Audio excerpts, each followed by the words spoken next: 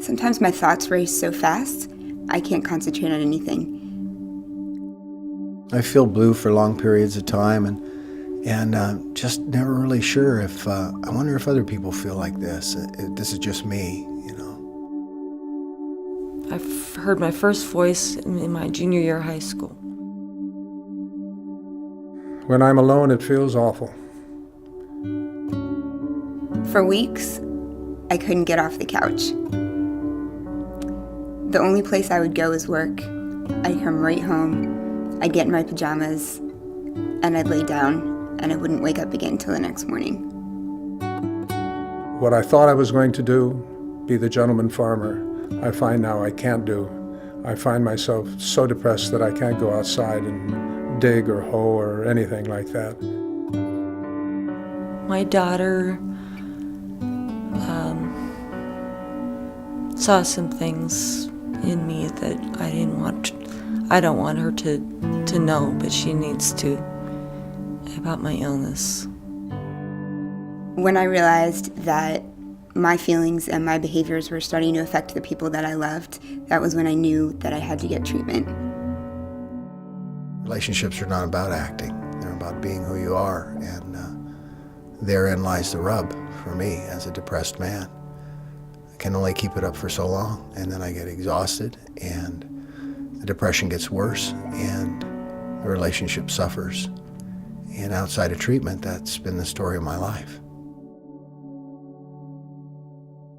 More than 50,000 San Luis Obispo County residents may struggle with depression, bipolar disorder, and schizophrenia. Many of them live in the dark. While leading seemingly normal lives, they are often alone and isolated, separated or feeling separated from families, from friends, from treatment, from hope. Fear of judgment, job loss, broken friendships, and social stigma propel them deeper into darkness. Mental illness is a disease that is as treatable as diabetes or high blood pressure.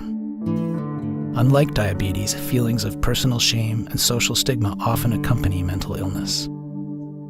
A disease of loneliness, people with mental illnesses don't suffer alone. Families, friends, and coworkers also feel the strain. There is hope for people with mental illnesses, hope that leads to light.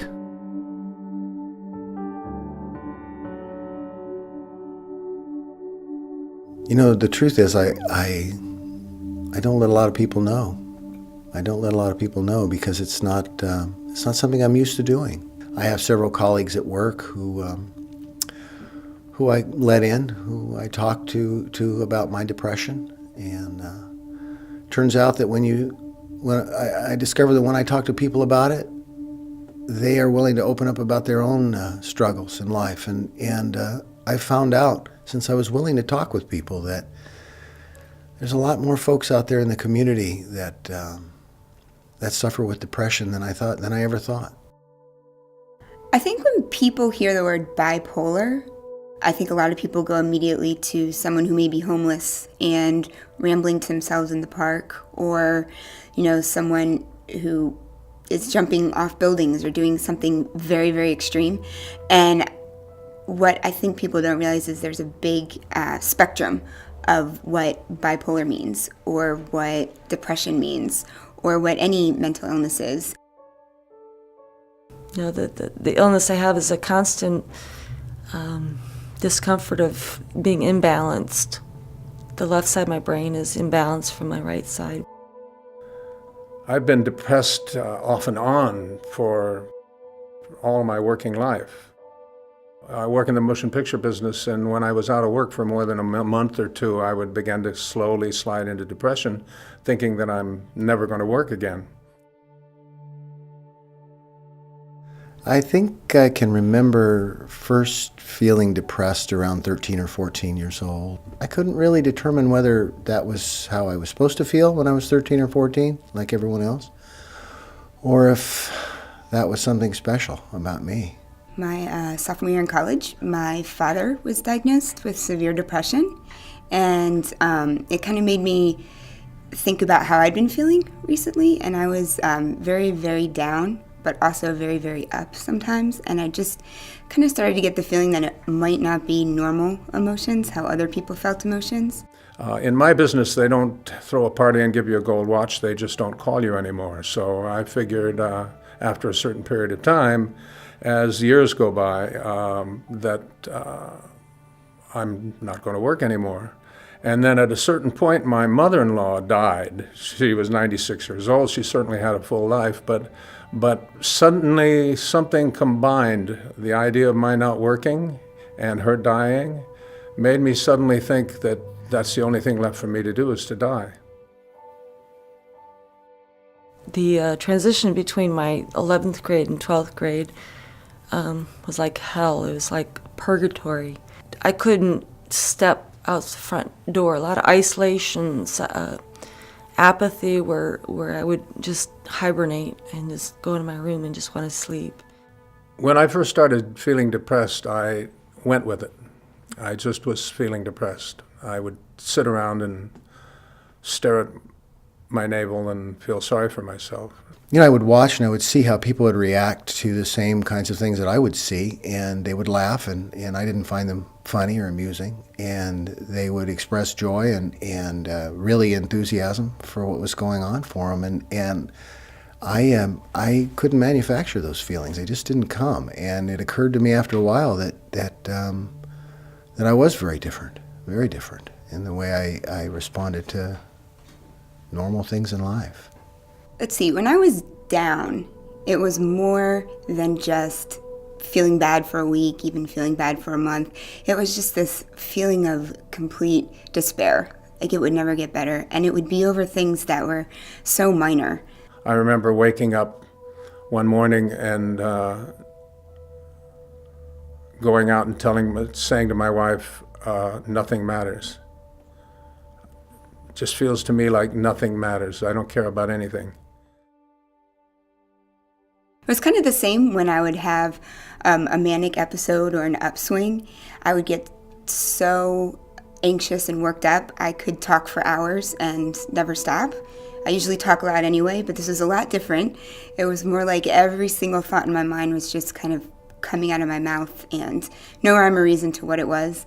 My heart would beat really fast. I'd be very fidgety. I just could not formulate one full thought in my mind. It was like 5,000 things going on all at one time. I was in and out of the hospital, learning about getting over denial, about my mental illness, and just dealing with it on a daily basis. I think the first time I really looked in earnest for some help with my depression was right after my first wife left. She left in the middle of the night, took my son with her. He was not quite a year old. And when the family fell apart, I fell apart. I was in the state hospital. I had been picked up by the police and put in the back of a paddy wagon with handcuffs, and I was 109 pounds. And I was handcuffed because I had a mood swing. My husband and I, at the time, were living in D.C., and he was great. I was on the couch every weekend. I could barely get up and go to work, and I would just come home and sit on the couch. And for a couple months, he did that. He sat on the couch with me and, just stayed home and took care of me. And then, the actual turning moment for me was one night he was like, okay, I'm going out with our friends tonight. And, I was just laying on the couch crying. I'm like, well, aren't you going to stay home with me? And he's like, it's fine if you stay at home. He said, but, I need to go out and I need to live my life too. And that was the turning point for me in my mind. I thought, oh my gosh, I could lose this amazing person that's come into my life just because I won't go and deal with my own emotions. And, that's kind of what sent me to go into treatment that time, when I realized that what I was feeling and how I was acting was really affecting other people and not just myself. So I went to a counselor, and the first one I can remember going to at about age 27, and he was a psychiatrist, and that's when I first talked about it and got some help. You see, when I retired, my whole identity went away. My whole life went away. I identified myself for 50 years as a film editor, and now I have no identity anymore. I'm just me. And so she led me through the stages of understanding that my identity was not necessarily what I did. It was who I was. The advice I would give to someone who was feeling those same feelings of depression and anxiety and mania that I felt in the past is to just really listen to yourself. You know yourself better than anyone else knows you. If you're feeling off, if you're feeling like your emotions might not be normal and it's starting to affect your quality of life, then I would go talk to someone. You may not need medication, but you may, and that might be the thing that just makes your life better. So it takes me a couple of hours of meditation, which is also very helpful. I meditate, and just calming myself down, which the pills help, and finding something to do, getting involved, keeping myself busy. That's the key. She said to me, she was like 4 or 5. I was taking a shower with her, and she says, "Mommy, I want to be just like you. I don't want your mental illness. I don't want to become mentally ill, but I want to be like you." And I thought that was so sweet. The interconnection, if you can connect with your daughter, your child, and I only have one. The documentary that I took on also helps as treatment. It was, but I'm working with a couple of people, and I'm doing something that I know how to do. It's funny to think of an activity as treatment, but it really is. The more I'm with people, the better I feel. What brings happiness to me today is waking up and finding people there. I didn't chase everybody away.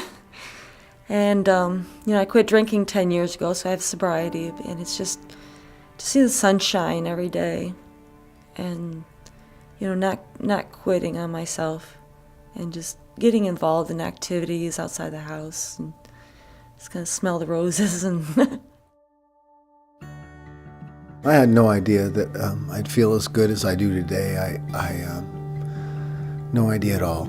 I enjoyed doing ordinary things, going to work and interacting with my family and my friends, and I love to ride my motorcycle. I've been a motorcycle rider most of my adult life, and now just a mellow ride through the canyon. It's an extraordinary feeling, but it's really a very ordinary thing to do, so life is good today. It's very good. Yeah. With help comes hope. The help of loved ones, colleagues, and the many treatment and support services available in San Luis Obispo County make a difference. Help sheds light on the truth that you don't just snap out of it, that a friend can make a difference, that nobody has to suffer or be alone, that having a mental illness is not a life sentence, that people with mental illnesses can live the lives they imagine. For more information on how to get help or help someone, call 1-800-549-4499.